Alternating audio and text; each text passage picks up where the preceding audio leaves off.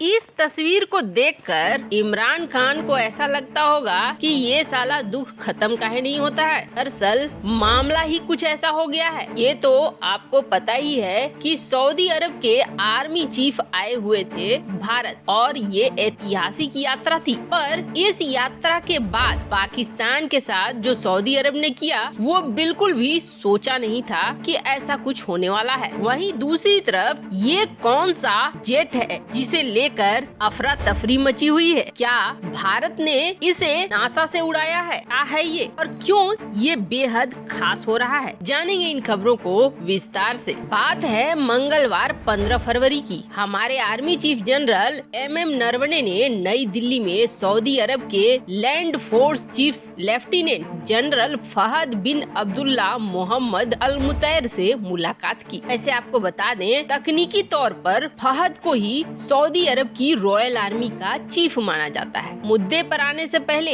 ये जान लीजिए कि ये सऊदी अरब के किसी भी आर्मी चीफ की पहली भारत यात्रा है। आसान भाषा में कहें तो करीब 75 साल में पहली बार कोई Saudi army chief official visit और प्रोटोकॉल के साथ भारत दौरे पर पहुंचा। ये तो बात है इस यात्रा की खासियत की। लेकिन ये क्या, इस मुलाकात की एक तस्वीर से पाकिस्तान बुरी तरीके से हिल गया है। खुलकर बोलने की हिम्मत न थी, इसलिए सोशल मीडिया में खुसर फुसर करना शुरू कर दिया है ताकि किसी तरीके से सऊदी तक ये खबर पहुंच जाए। अब बात क्या है, तो बात ये है कि जनरल नरवणे और जनरल फहद की मुलाकात जिस जगह पे हुई वहाँ उस कमरे में दोनों के ठीक पीछे एक फोटोग्राफ लगा हुआ था, एक तस्वीर लगी थी। इसने भारत में कितने लोगों का ध्यान खींचा ये तो पता नहीं, लेकिन पाकिस्तान में जैसे कि भूचाल आ गया, भूकंप आ गया, उस पर मजबूरी ये है कि बेतहाशा दर्द में भी कराह नहीं सकते हैं। दरअसल नरवणे और फहद के पीछे एक तस्वीर लगी हुई है। भारत ही नहीं दुनिया के इतिहास को बदल देने वाली ये तस्वीर है, जिसमें एक नया देश बनता है। एक देश के टूटने के, बिखरने के और शर्मसार होने की कहानी है। 1971 में पाकिस्तान से अलग होकर बांग्लादेश बना। भारतीय सेना ने मुक्ति वाहिनी का साथ दे दिया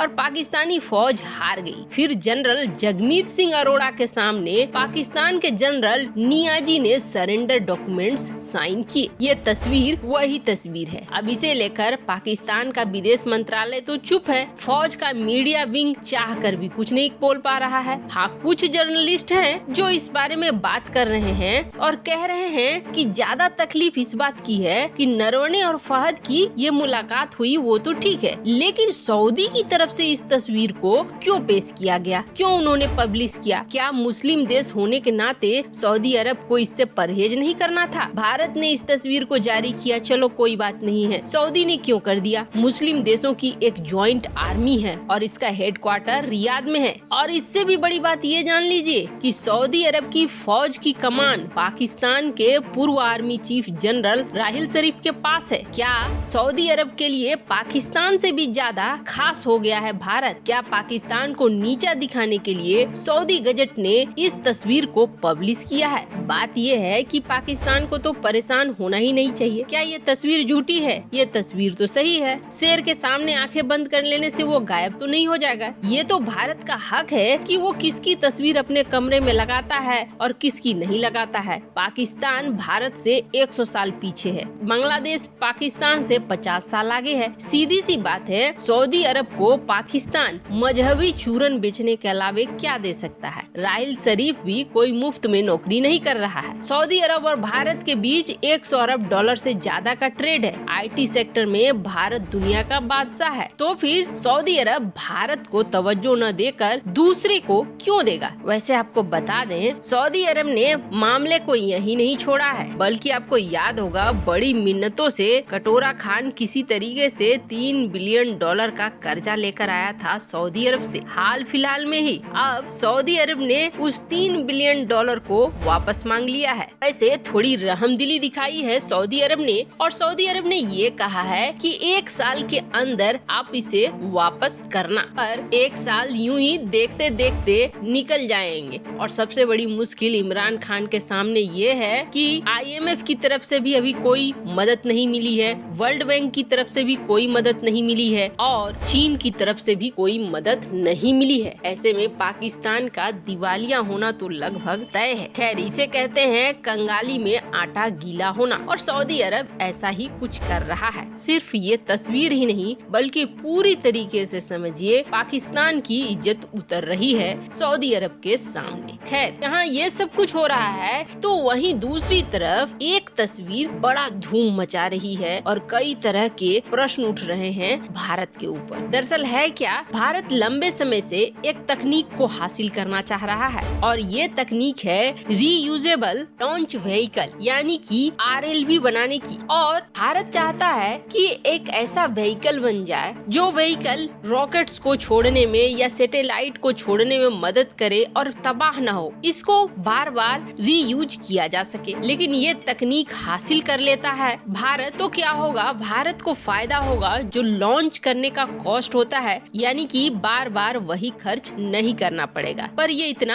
आसान भी नहीं है। इसरो के साइंटिस्ट लगातार लगे हुए हैं कि किसी तरीके से एक तकनीक को हासिल किया जाए और इस तकनीक के तहत भारत RLV को बना पाए। अभी क्या होता है, जैसे कि अभी भारत किसी सैटेलाइट को लॉन्च करता है, इसके लॉन्चिंग व्हीकल जो इस्तेमाल होते हैं बहुत ज्यादा बर्बाद हो जाते हैं, उसे रीयूज नहीं किया जा सकता है। पर अब हाइपरसोनिक स्पीड वाला भारत एक ऐसा RLV बना रहा है जिसके तहत इसका इस्तेमाल एक लॉन्चिंग पैड के रूप में किया जा सकेगा। लेकिन जैसे ही इसका डिजाइन सामने आया है, इस डिजाइन ने हड़कंप मचा दिया है। अब हाल ही में भारत करने वाला है इस RLV का परीक्षण, और ये RLV की जो डिजाइन है, जो कॉन्सेप्ट है, वो काफी कुछ मिलता हुआ दिख रहा है नासा के स्पेस शटल से। इसे आपको बता दें, नासा जो ये स्पेस शटल यूज करती थी, ये काफी पहले 2011 तक यूज करती थी। 2011 के बाद नासा ने इस स्पेस शटल का इस्तेमाल करना बंद कर दिया है। पर भारत के